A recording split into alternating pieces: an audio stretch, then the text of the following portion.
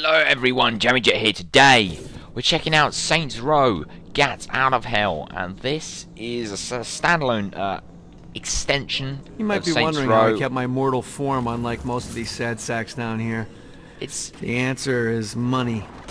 It's Lots and lots of It's money. actually quite fun. There's a lot of things you can do. It's mostly side missions, unfortunately, which is one of the only reasons which I probably wouldn't recommend it.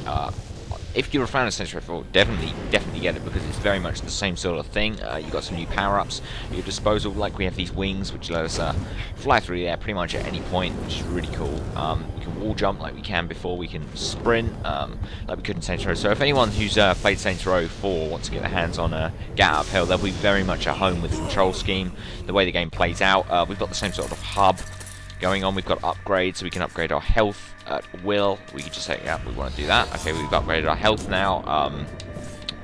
We've got weapons we can buy. We can buy a pistol if we wanted to. Purchase the pistol. So there are actually quite a lot of things that we can pretty much buy at any point. Sprint speed increase. No, we don't have enough. Okay, we don't. Doesn't look like we've got enough. We've got 0. So well, I'll show you. You've got like clusters that you can find. Very much like you could in the other Saints Row 4, you could find clusters to upgrade, and you've got these cool like cluster things here. Something ridiculous like 100 of these to find. Yeah, so there's over 100 of them to find. I want to show off the map as well, because that's quite intriguing. Again, you got to make everything purple like in all the other Saints Row games. That's kind of cool. But the map itself is reasonably big. It actually feels like it's about the same size as Saints Row 4. I'm not quite sure if it is, or whether it's just me. But some areas are a little bit more sparser than the city in Saints Row 4. Less to do. I think that's probably why, you know, it wasn't a full-on release. It's more of a standalone. The story itself is also portrayed through a lot of.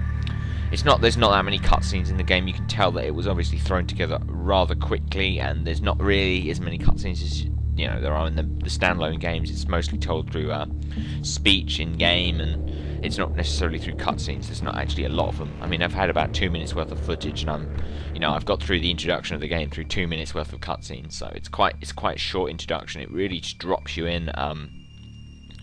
There you go. That is the upgrade system. I'll try and collect some clusters so we can test out a new upgrade. I assume. Nope, we get that. Okay, we can't get that. Oh, some lightning here. Note to self: find a way to control lightning. Ooh. We get to do that later. There are these weird demon things that are walking around in hell, which is odd. I'm not sure if they're people who have sinned and they've gone down to hell.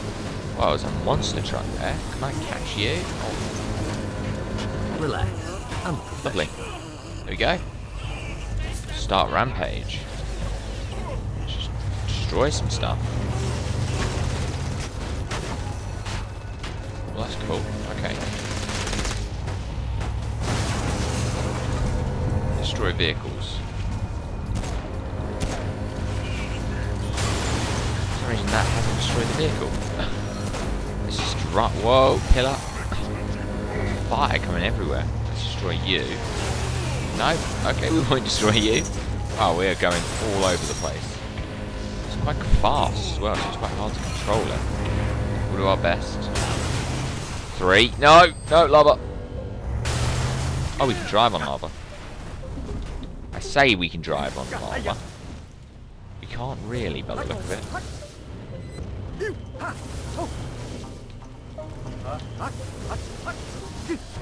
Just walk to shore.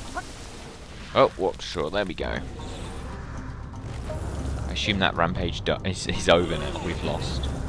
Okay, well, we'll do some flying. We'll try and grab some of these. Plus 4. There are some story missions in it. I mean, a lot of it consists of side missions, which is again another thing that sort of put me off of the game in the first place, but it plays so much like Saints Row 4, and Saints Row 4 is such a fun game. There's really no reason to not pick it up if you like Saints Row 4. It is very much the same sort of style. We've got a new map to explore, new power-ups, sort of a new story, so, it works well as a standalone. I mean, in terms of standalones, we've got Freedom Cry and Blood Dragon. They're sort of like the mains when people think of standalone games. That's sort of what they think of. a random... Oh, bolt of lightning. Okay, cool, I'll roll with it.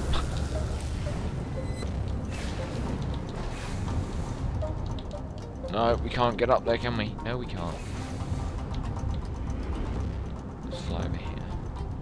So yeah, like I was saying, it's sort of... I'm not quite sure how I feel about the game yet. I've played it for somewhat of a decent amount of time yet. I mean, I've only had about half an hour with it before recording, so a lot of people would say I wouldn't really be able to make a solid opinion about it. But I've got, you know, a grip with the controls, so I know how it works in that sort of sense.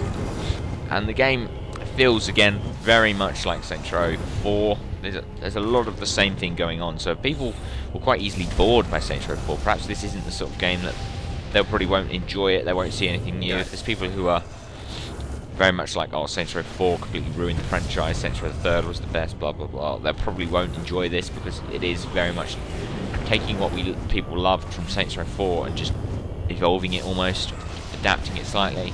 So it's cool that they've done that. Again, there's probably a lot of people which aren't going to be too familiar or too happy with that decision, maybe.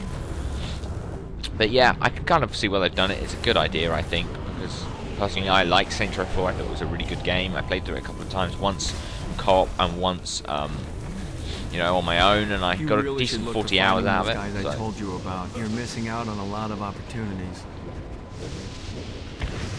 Let's do some upgrades now. Oh, can we afford something?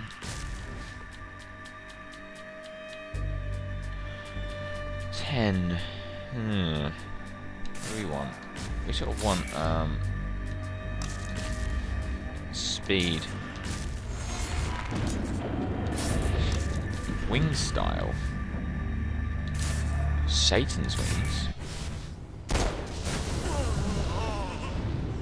Oh, so we got like purple wings. Oh, that's cool. Okay.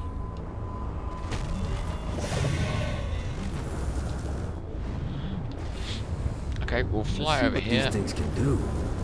So let's talk about the length of the game. A lot of people have been complaining that it's not long enough. Personally, I would say that it is very good value for money in terms of what you're paying. You're paying $20, which is about £15, and you're getting a decent 6-hour game. I mean, it's 10 plus, maybe 12 if you 100% it. So, I mean, a lot of people said they can beat it in 4, but, you know, I suppose it depends on how many of the extras you're doing. If you just play through the game solidly, I suppose you could probably do it in 4.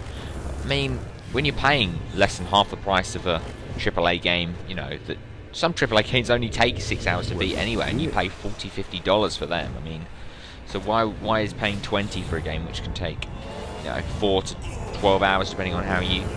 It's not terrible value for money, personally. Just testing out some of the flight. The flight actually controls quite well, for the most part.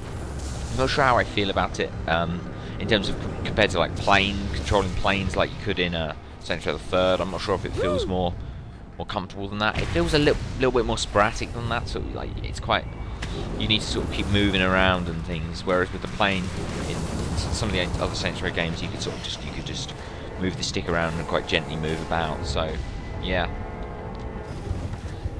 Oh no, lost where I was there.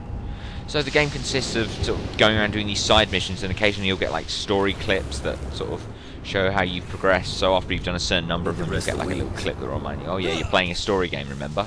Yeah? You probably forgot, didn't you? So, that's kind of cool.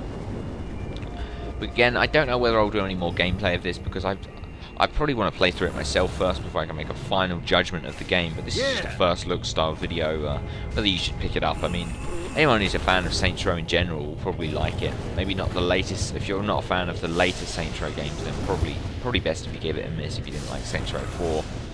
You know, some of the crazy things it did. Personally, I like Saints Row 4 just because it did something different. It didn't just you know, try to be this realistic game like GTA. It's just forced to become, or has been forced to become. It's just this realistic simulator. Press, you know, Q to go to the toilet. Just all this stupid stuff. Saints Row is crazy, and it simulates things that would never happen. And I think I respect it for being different, having this simulation of something that would just never happen, as opposed to a simulation of, you know, like something like FIFA, which is just simulating playing football. You know, there are all these games which just simulate realistic things. Personally, I like games that do something different and, you know, do something that would never happen in a way. It makes it more interesting.